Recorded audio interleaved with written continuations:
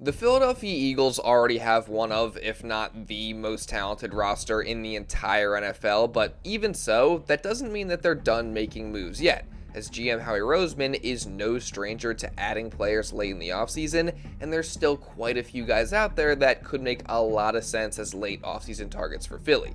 And that includes a couple of young promising corners, a long-time targeted safety, interesting depth pieces, and much more. So in this video, I'm going to go over 7 unexpected moves that the Eagles could still make this offseason, and we're getting started right now.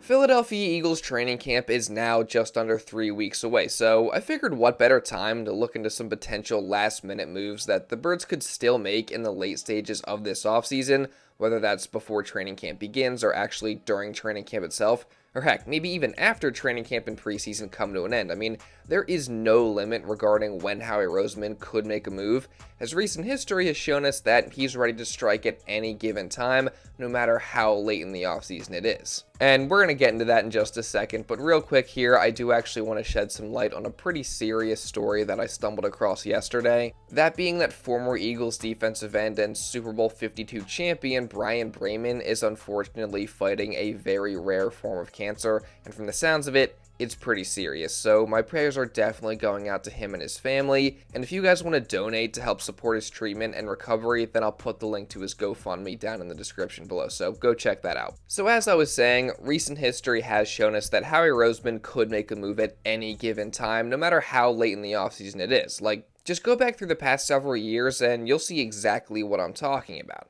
I mean, last year in 2024, the Birds GM traded for starting wide receiver Jahan Dotson on August 22nd, which was just a few days before the team's final preseason game.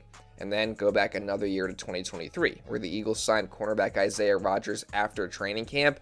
And sure, he was suspended for that entire season, but he ended up being a crucial depth piece for the Birds' Super Bowl winning defense last season. And on top of that, they also signed linebacker Zach Cunningham midway through training camp, and he wound up being a day one starter for Philly's defense that year. Then go back a year before that to 2022, where just 13 days before the start of the regular season, the Eagles traded for defensive back Chauncey Gardner-Johnson, who of course immediately became their starting safety and went on to lead the NFL in interceptions that season. And I could keep going, but the point is, Howie Roseman and the Eagles are no stranger to making extremely late offseason acquisitions. Not to mention that the Birds GM has made it very clear that he's always going to have some level of interest in any available player. One thing that I can promise our fans is that there will not be a player that's available that we won't study, that we won't look at and see if it can help the team. Sometimes those opportunities work and you're able to do that, and sometimes they don't. Based on all that, I think it's pretty safe to say, even this late into the offseason, that there's a strong chance Howie makes another move. So again, I figured now would be the perfect time to go over some realistic moves that I think the Eagles could still hypothetically make. So let's start out with the guy who has been linked to the Eagles a lot in recent weeks, that being free agent cornerback Asante Samuel Jr. As of course, with Philly having some uncertainty at that position, Samuel could be an option to fill that hole and start if the Birds decide that they aren't comfortable with what they have there.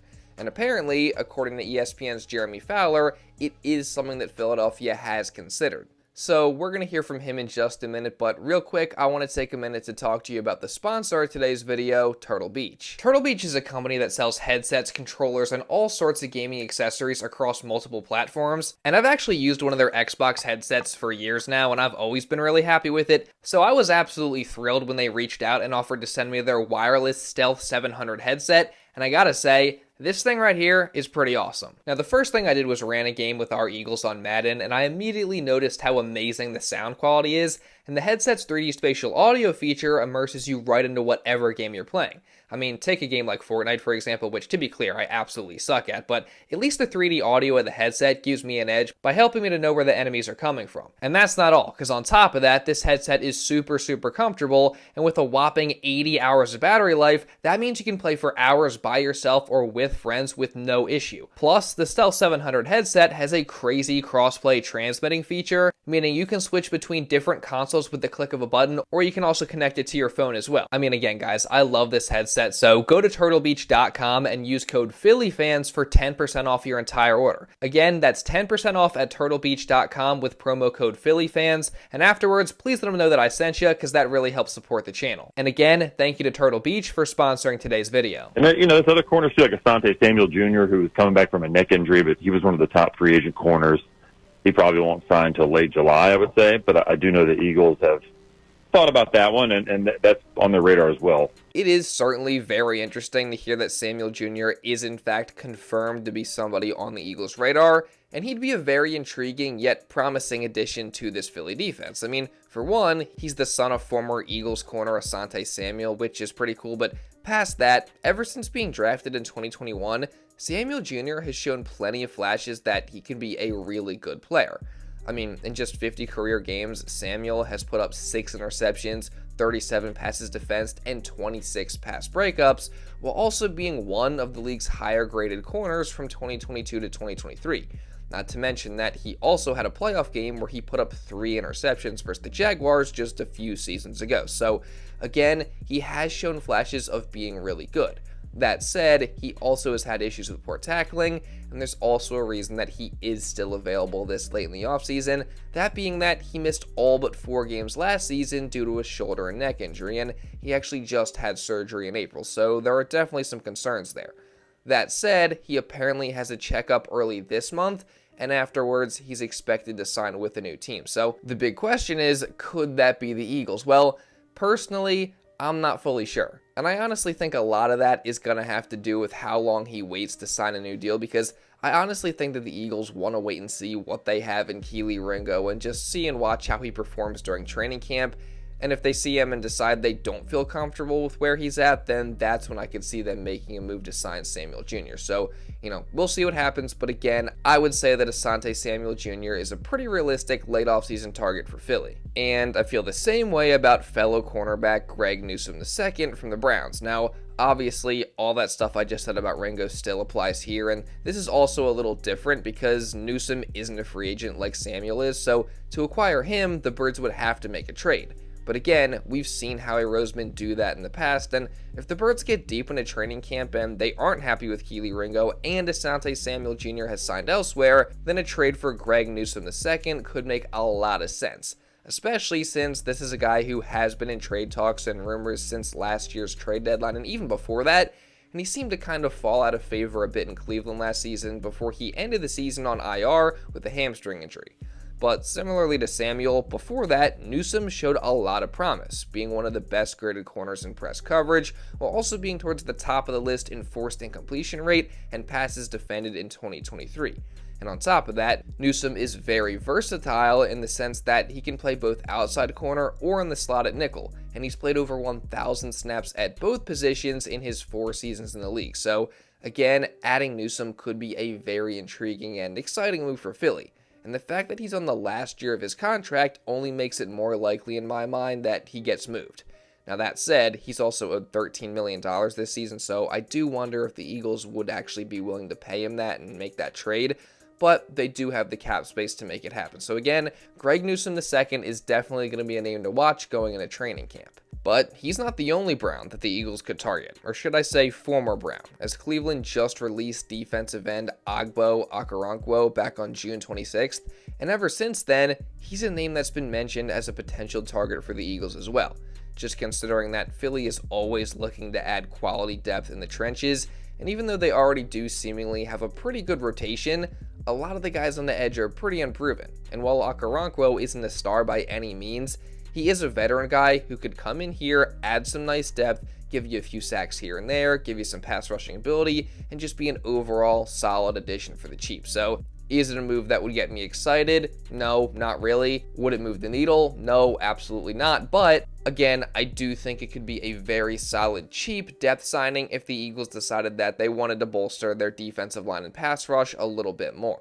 And moving on, that's not the only depth signing that I think could make some sense for the Eagles, and the next guy I want to talk about is actually somebody who I talked about in my last video, that being wide receiver Tyler Boyd. And again, this is a situation where I don't necessarily think the Eagles really need to make a move. I mean, obviously, they're pretty set at wide receiver with the star duo of A.J. Brown and Devontae Smith. Plus, they got a really good wide receiver 3 in Jahan Dotson. So it's not like they have any major holes there. However, after those 3, the Birds really don't have much depth at the wide receiver position. So Boyd is somebody who could provide that, given that he's a savvy veteran that has played 9 seasons in the league. He's got versatility to play both on the outside or in the slot, and he can still very much contribute if given opportunities. Now, last year, he put up just 39 catches for 390 yards and no touchdowns in what was his only season in Tennessee and his second worst statistical season of his entire career. And also, on top of that, he's 30 years old. So it's pretty clear that his career is on the downhill. But again, if the Eagles wanted to bring him in on a very cheap contract to add some depth at receiver, I, along with the good folks at ESPN, do think it makes sense. And I feel a similar way about Steelers tight end Darnell Washington, who I actually just talked about a couple videos ago. Now, he's a little different than Boyd because he's not currently a free agent, so the Eagles would have to make a trade to acquire him. But the whole reason he has popped up in these rumors in recent days is because of the trade that the Steelers just made that landed them both Jalen Ramsey and, much more importantly here, tight end Jonnu Smith. And with Smith's arrival, that leaves Washington as just the 3rd tight end on the depth chart, so that's led some people to thinking that he could be available. And of course, the Eagles don't have a single tight end on the roster that is under contract past this season, so Washington could make sense as a trade candidate to add depth and potentially be one of their tight ends moving into the future. Now, what makes Washington an interesting player is his massive size, as he stands at 6'7", 265 pounds, but he's also got a good bit of athleticism to him. Plus, he's a fantastic blocker, which would be very valuable to an Eagles offense that obviously emphasizes the run game. And on top of that, he's also a former Georgia Bulldog, so that's a nice added bonus there.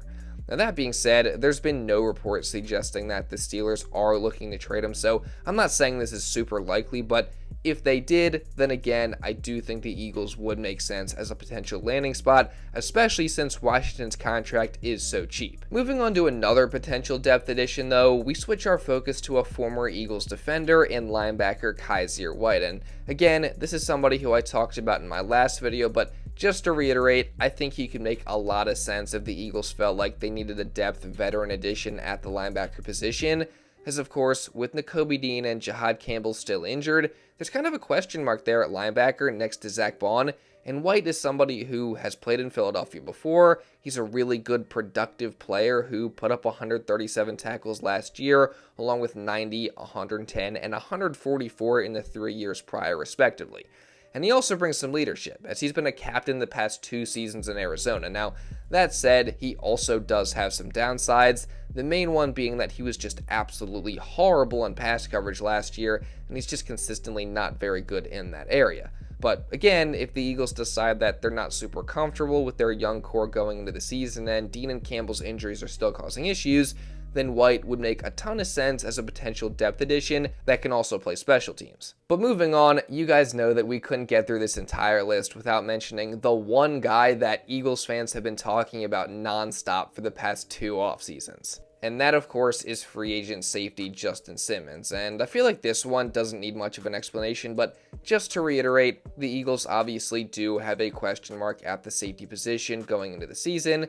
And while they have an interesting battle going on at training camp between Sidney Brown and rookie Andrew Makuba, if neither one of these guys impresses and the Eagles decide that they want to look elsewhere to fill that need, nobody makes more sense than Justin Simmons. And quite frankly, no one makes more sense for Justin Simmons than the Eagles either. And it's pretty clear that he knows that, as he's made it clear this entire offseason that he would love to play in Philadelphia, specifically so that he can reunite with Eagles defensive coordinator Vic Fangio and defensive backs coach Christian Parker, who of course he spent multiple seasons with in Denver in what were possibly the best years of his career. And reports have come out more recently saying that Simmons' #1 priority in signing with the new team is to get back to playing in that Fangio system. So again, it just makes way too much sense for both sides. And if the Eagles get into training camp and they don't love what they've seen from either Sidney Brown or Andrew Makuba, then I feel like it's almost guaranteed that they will pick up the phone and work something out with Simmons to bring him to Philadelphia. But all that said, what do you guys think? What's your list of guys that the Eagles could still add this late into the offseason? I would just love to hear your guys' thoughts down in the comments below, so give me your list. And also, while you're at it, make sure you guys subscribe and you turn on notifications so you don't miss any more Eagles coverage coming throughout the rest of this offseason, going into training camp, and of course the start of the regular season. Again, you guys are not going to want to miss anything, so subscribe, turn on notifications, and also drop a like down below on this video because it really does help me out a ton. Let's see if we can get to at least 500 likes on today's video. And also check out Turtle Beach and get 10% off. The link will be down in the description. And if you want to watch another Eagles video going over some other stuff, you can check this out right here. And now with all that being said, that's pretty much all I got for this one, guys. So thank you all so much for watching, and I'll see you in the next video.